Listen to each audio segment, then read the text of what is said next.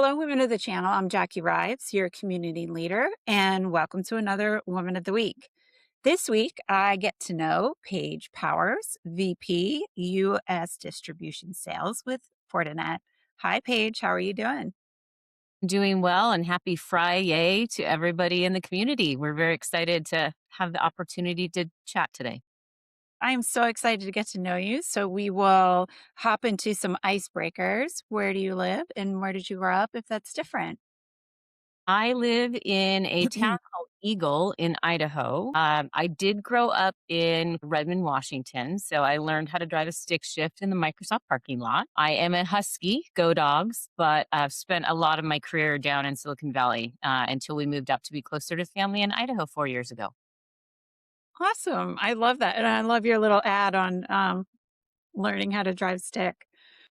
Exist anymore, so I know. Okay, Paige, what is a little known or perhaps fun fact about you?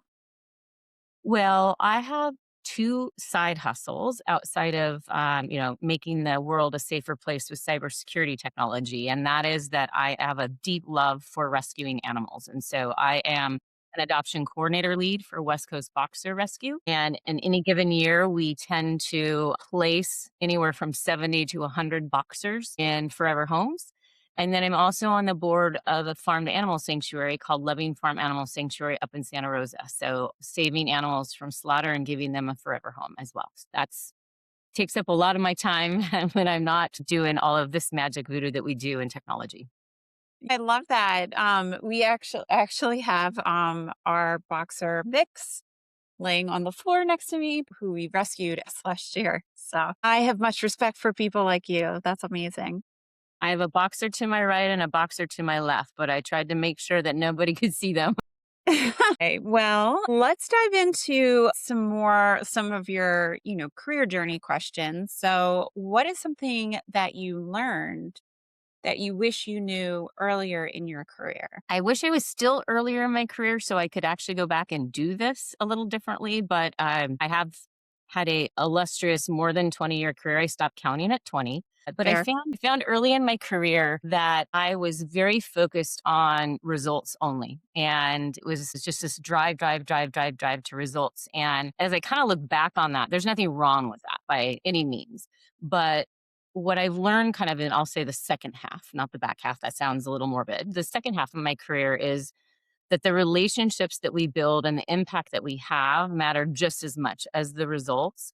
And because I focused only on execution early on, is hitting the numbers, solving the problems, saying yes to everything, I kind of overlooked that what really causes that sustainable success. And I think what's been important in the second half is building trust with people, aligning stakeholders early in whatever you're up to, whether it is driving a result, an outcome, selling, etc., but being intentional about where I spend my energy. And so I've had to work really hard, and I continue to work really hard even with executive coaching around how do I prioritize, how do I ask my teams for help and empower them to take on some of the results or the outcomes that we're trying to drive. And I think that investment in asking people for help and also empowering people to help has driven me to want to grow faster, but also really, creating less friction in what we're trying to achieve. And so it's really just a difference in mind shift from, being the one that is trying to get the result to really working. I always use the wisdom of the crowd book example. Like, you get such a better outcome when you kind of bring people into solving challenges or driving outcomes. And I was one of those lone wolves early on, and I found the value of actually bringing people in to whatever we're trying to achieve, resolve, etc. So that was really something when I look back, I'm like, wow, it's really different now. That's a great reflection. And you are so right. It definitely resonates. Love what you shared. So, what other than that, I bet, has driven you to continue to grow in your leadership roles?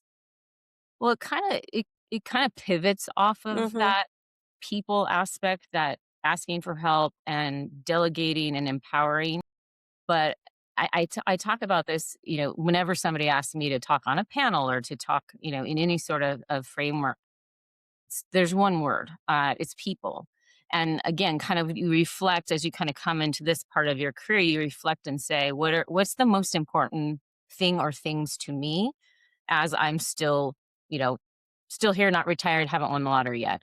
And it comes down to the people, and it's the people I work for and the people I work with are how I make decisions on what my next career move is going to be or the role I'm going to be in. And it's just, I've been very, very grateful and fortunate to have had many amazing opportunities to work for great people, but also to have teams around me, whether they be directly reporting to me or whether we be collaborative teams. And my parents sum it up. They talk about this a lot. They said, Paige, at your wedding, you had a Cisco table of people, you had a Sologent table of people, you had an Extreme table of people, you had a Juniper table of people. And it wasn't about the companies. It was about the fact that I had met amazing humans in every company along the way in my journey, in my career, that I would not have met had I not had this career and gone to those companies. And so for me, what keeps me excited and motivated is I don't plan to get married again, but there's already a Fortinet table of amazing humans that I've met since I've been here. And I've only been at Fortinet since January 5th. And I'm just grateful for the team that I acquired.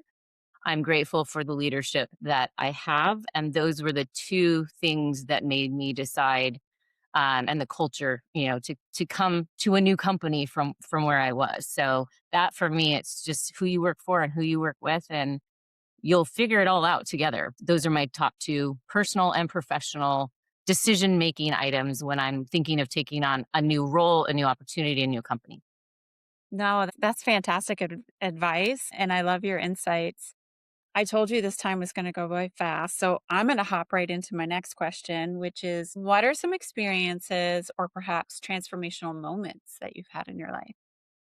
Well, I've had like seven on my little notepad here, but I think one that really resonates is I was training for marathons, for team and training. And I remember and our coaches were at Stanford, and they would go work on, all the things that happen when you're running marathons. And then they would throw you in a cold tub, one of the cold plunges afterwards. And I remember getting into this cold tub and I recognized two of the top marathon runners in the world. I ran marathons, finished before the garbage truck picked up the cups behind you. And I got in, and the two gentlemen asked me, what's your sport? And I said, I'm training for marathons. And they're like, oh, we run marathons. And I'm like, you're kind of the two most popular people in the world in this business. And they're like, what's your best time? And having been a competitive athlete, not in running ever, I took my best time out of 5 marathons and I took 20 minutes off of it. And I said, 5 hours and 10 minutes. And their eyes got wide. They're like, no, no, no, what's your marathon time? And I said, 5 minutes and 10 minutes. They're like, you can run for 5 hours straight? These are people that run a marathon in like 2 hours and 6 minutes. Like they could not imagine that somebody could actually run that long.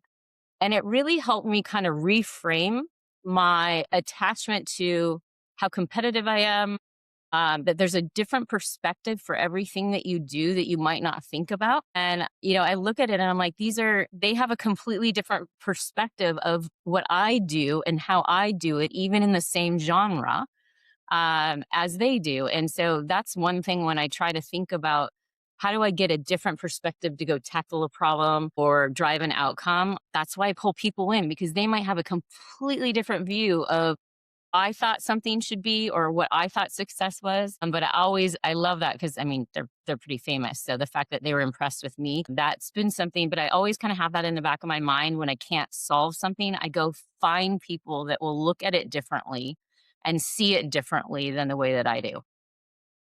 Oh my gosh, this is a perfect place to land. It has been an absolute joy to get to know you, Paige, and I can't wait to learn more. Thank you for allowing us to celebrate you as our Woman of the Week and for giving us your time and sharing your insights today. Well, thank you for the opportunity. I love this community and it's been part of my entire tech career. So I'm very committed to supporting each other as we all move forward in our next adventures together. Amazing. All right, community members, please comment and congratulate Paige and just celebrate her as our Woman of the Week. And until next time, have an amazing week.